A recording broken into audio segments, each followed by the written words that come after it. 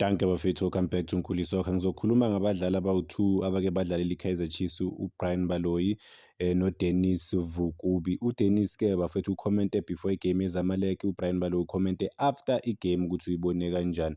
So asiqale ngobhuti lana uDennis. Uthi i-Chiefs-ke ama-performance wabo ayaphansi naphezulu ngeke uwa-understand. Uthi la u-expect-e khona ukuthi bazodlala kahle bayaku-surprise kusho ukuthi bangadlali kahle. So you never know kahle kahle nge-Chiefs ukuthi i-Chiefs izodlala kanjani, ba-unpredictable. Uthi ucabanga ukuthi basa-build-a i-style noma basakha i-style abazodlala, but-ke uthi at the same time-ke uyabona from ama-players a-individual or from ama-individual brilliance ukuthi some players are showing up. Uthi-ke uthanda the way i-Chiefs e-defender ngakhona, ku-defense uthi ba-strong, uthi but going forward-ke usho ukuthi banama-phases or banama-department a-different the way abadlala ngakhona. Uthi-ke kumele ukuze izinto zisebenze laphana kumele bonke abadlali basebenze kube i-machine, they have to work as a whole, hhayi ukuthi bani bayaphefoma but abanye abaphefomii, so kumele bakwazi ukubhalansa. Uthi-ke ku-modern football bafethu kumele ube nama-full backs akwaziyo laphana uku-attack. Uthi uyamthanda uCross but uthi for yena uyi-more of i-central defender than i-actual left back. Uthi-ke udinga abantu abakwaziyo ukuphusha baye phambili laphana, kusho ukuthi uCross laphana uhlezi esala laphana ku-half yakhe isikhathi esiningi bafowethu, akusiwo umuntu ofana noPaseka Mako. Uthi udinga umdlali ofana noPaseka Mako laphana ku-left back position. You can't always defend, kumele uye naphambili. Uthi laphana esiswini mekhuluma uthi-ke ama-player laphana esiswini kumele athathe i-responsibility, especially attacking midfielders. Uthi kumele abe creative, they need that flair. Uthi-ke abanawo lawo ma-players lawo ku-Chiefs, but-ke uthi ku-obvious ukuthi kudependa ngokuthi ubani oba-coach-ayo.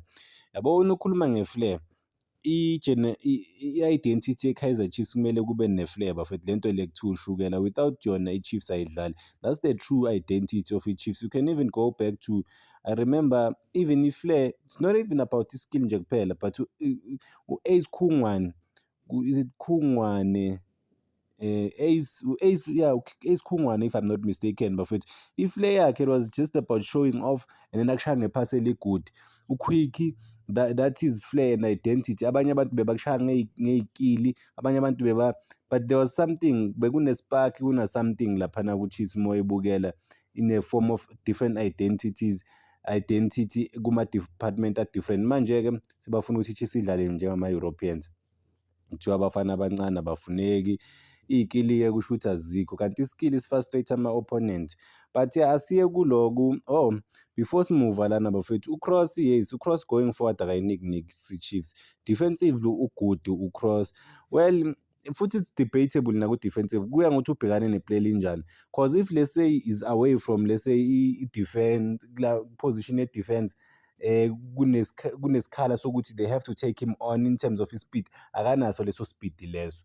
So and then uma kuyiwa phambili akakuniki that much, but-ke ucomfortable on the ball, uyakwazi ukudlala ibhola kahle, uyambona ukuthi is properly developed, like udevelop is-European ma umbheka uCross, cause ibhola lase-South Africa intensity different, ama-game are-different than like lesi ama-game walena phesheya, and yena udlale kuma-junior ranks walena phesheya. Uyi-good player but akekho good kuwo wonke ama-game angawadlali, yabo. That is why sometimes udinga i-left, i-Chiefs ki-left back i-position leyo bafethu iyaxega. Why? Because of i-physique kaMako, noMako ayimvumeli ukuthi adlale ku-continental showpiece, yabo, ayimvumeli at all. Unayo lo experience but kunama-game la bazodlala ama-aerial balls kuphela, ngeke akwazi ukudlala. Simbonile against iCabo Scope lapha ne-Angola ukuthi azange akhophe kahle uPaseka Mako, but uyi-good player, mele ibambile ibhola ne-team kuyisiza ukuya phambili, but kwamanye ama-game strength akanaso. Whereas uCross ugood but-ke phambili akakuniki lutho. If like nizodlala ne-team lesi at home kumele ni-attack kakhulu, uCross in terms of i-attack ngeke akunike that much. So sazi ukuthi bazodlala kanjani bafethu, they have to try ushinga simbone ukuthi umfana yena uphatheleni ikhosi. Brian Baloyi-ke bafethu yena bekhuluma laphana ku-Soccer Beat uthi i-Chiefs nje ayinayo i-problem lesi yama-player, ithi ama-players are-good banawo, but badinga inkinga nje u-coach, cause butho o-coach be-Kaizer Chiefs ba-good laba bakhona but they are not great. kusho ukuthi you see the great and good. That's the difference, because you need umuntu ozo-excela ngempela ku-coaching department. Uthi kumele balethe umuntu one-experience, o-well travelled, ozokwazi ukusiza ama-player, njengoba beshilo ukuthi ama-player abawadingi but nje badinga u-coach ozokwazi ukuhlanganisa izinto laphana. Ukhala kakhulu nge-defense ukuthi bashaya ngama-mistake wama-school boys from i-defense yabo laphana. Uyasho nanokuthi ushilo nanokuthi uPeterson lento yakhe ukuthi akakwazanga ukuphuma Richie ibhola alithinte a-diffuse nje leya commotion.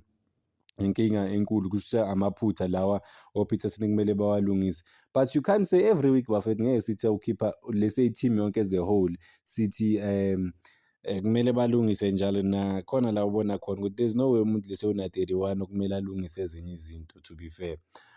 Uthi ama-player kumele abe accountable bafethu, they have to hold themselves accountable.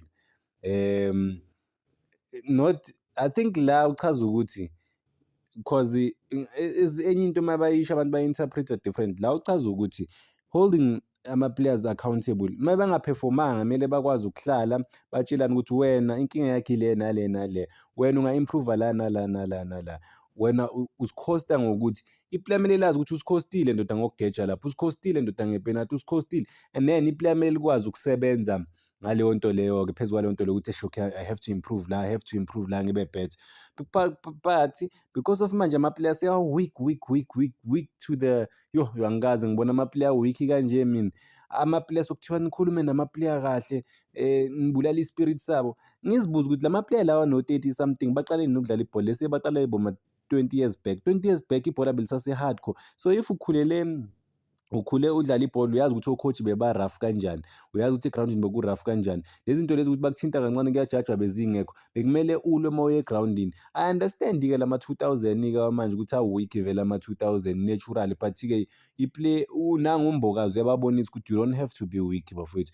Khona ama-player khona ama-player yes, ubheka ama-player wase-Venda, ubheka ama-player what is the northern side, oMosina, uzobona-ke ama-player angekho weak bafowethu, ama-player strong. Yiwo-ke ama-player esiwadingayo ku-professional setup, hhayi lo tamatisi laba esibabonayo laphana bafowethu. Ama-player weak, they can't account, they can't, ayikho indaba yala bantu laba. I remember I wish abantu bake bayibona i-Dynamos ukuthi bekudlalwa kanjani, ukuthi bekunzima kanjani uma bodlala nabo. I-Black Leopard, i-aggression yabo, even ney'trayikha zabo uMagalela. I mean, manje ubukela ama-players manje ba-weak wonke. I-striker se-Chiefs abasabi, imagine uyi-striker abakusabi nokukusaba ama-defenders, abafili nanokuthi ukhona, i-presence yakho abayiboni nokuyibona, kumele bayifile i-presence yakho. Noma kuthiwa i-physique awunayo, umzimba ukuthi uwulwele, but-ke you have the hunger and the heart yokulwela i-team. They don't have these things labantu laba, they hide behind ama-quote walaphana ku-Instagram. And then what I'm realizing ukuthi even manje nobaba abadala, because of I get like over every after game ngithola lesi ama-message ku-WhatsApp over boma-50 abantu ba-comment, ama-voice note, bangi-criticize ukuthi maybe nginga-take ama-player whatever. Ngizibuza ukuthi ngiyaxolisa bafowethu, but I have to say this, if una-50 uzo-criticize, uzo-attack-a mina ngokuthi mina ngithi uInaasho Miguel unamaphutha, kumele nginesane nenye indoda lo muntu loba futhi akusiwo umfazi or akusiyo intombazane. I won't be, angeke ngitwiste amagama ami ngibe soft. This is a men's game, i-sport lezi. Mina yiyo-ke into engiyibuza yona ukuthi labantu, okay, ngiphinde ngiyitshele ukuthi hayi, kusho ukuthi abantu abalidlalanga ibhola the way thina silidlale ngakhona, ukuthi ibhola baku-criticize ubone nawe ukuthi yeah, and lento uyibone nawe into oyenzile ukuthi iyabheda, ubone ukuthi kumele u-improve ngempela, and uzo-improve. Ukhotshwa umuntu okuthukayo le ngaphandle, but lento le ibhilda something ukuthi ugcine so-strong, ungabi senandaba, but you understand, awusenandaba, but you understand ukuthi you have to deliver for i-team. Amagama awasaku-hate that much, zonke lezo zinto lezo zibhilda iplayer eli-strong.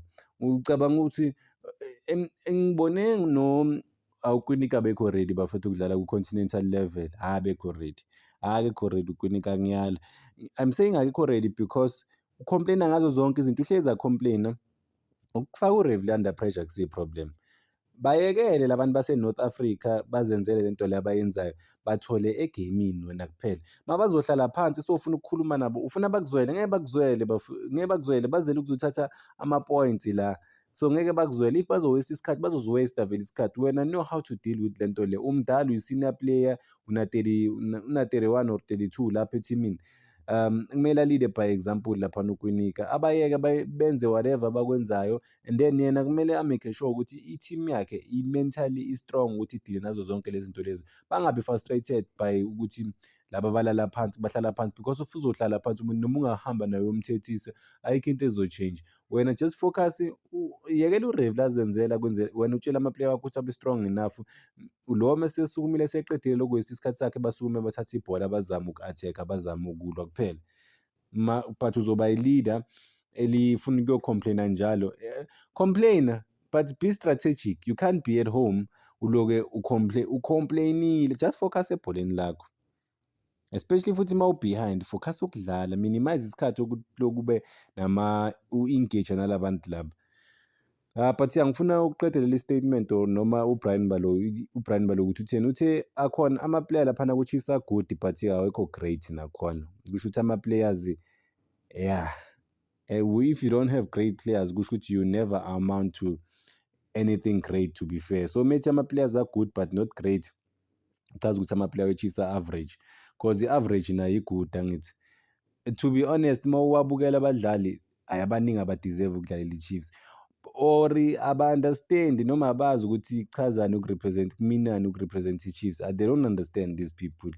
Abakaze babona that is why abantu bayithanda kakhulu i-Chiefs. Let's say ngina-60, nginabanibani, ngina-50, because I saw the glory days of i-Chiefs. Nginokukhuluma la ngithi ngi-interview abantu abano-60, abano-50, abanobanibani, bangitshela ukuthi bayithanda kanjani i-Chiefs, baqala ukuyibukela kusaseno-Dr. Khumalo or even before Dr. Khumalo. Uyabona ukuthi lo muntu lo wazi i-culture ye-Chiefs, i-winning culture, but uma ubabheka abafana bamanje, they don't have what it takes to carry i-Chiefs. Yabona uma singabheka one by one, uthi ubuza ukuthi ulokhunjana uShabalala can carry i-Chiefs to league glory. Sibeni fair, uVilakazi angakwazi ukuthwala i-Kaizer Chiefs to i-league glory.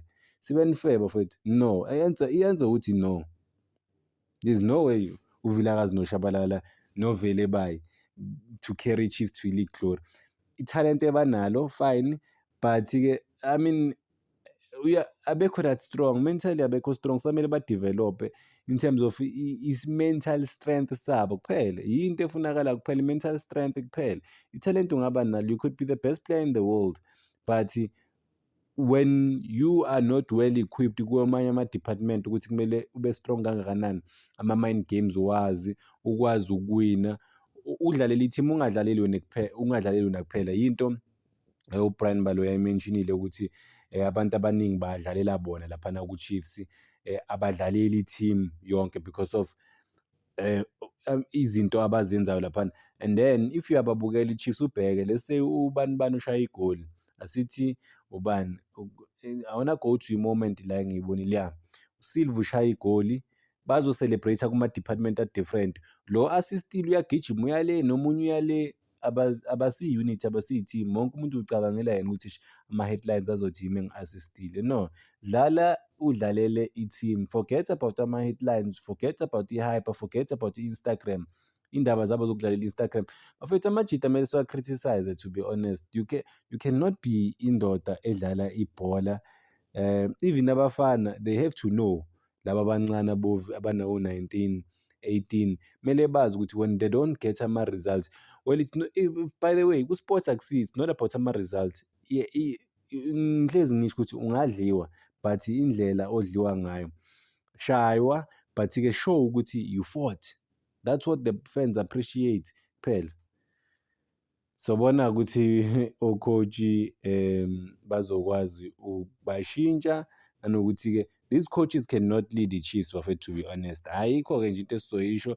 Ngiyamangala mina abantu badifenda abantu every day, so defendana nabantu. I defend abantu la ku-right khona, but ngeke ngibadifende every day. Ngicela ukuyibamba la kwamanje. Danko, ngingakhohlwa uku-like and subscribe, making sure ukuthi i-page liyakhula. Uma uyithanda i-content, usubscribe. Uma ungayithandi i-content, ama-pages maningi, to be honest, bafowethu angithi. So if you love the content, you can subscribe. Because nginokuzwa abanye bethi kimi ngeke ngisubscribe. Yes, no one is forcing you to subscribe, bafowethu. we love sifuna ukusubscribe abantu abathanda i-content. Abangayithandi i-content, they can subscribe somewhere else. Maningi ama-page. Danko bafowethu.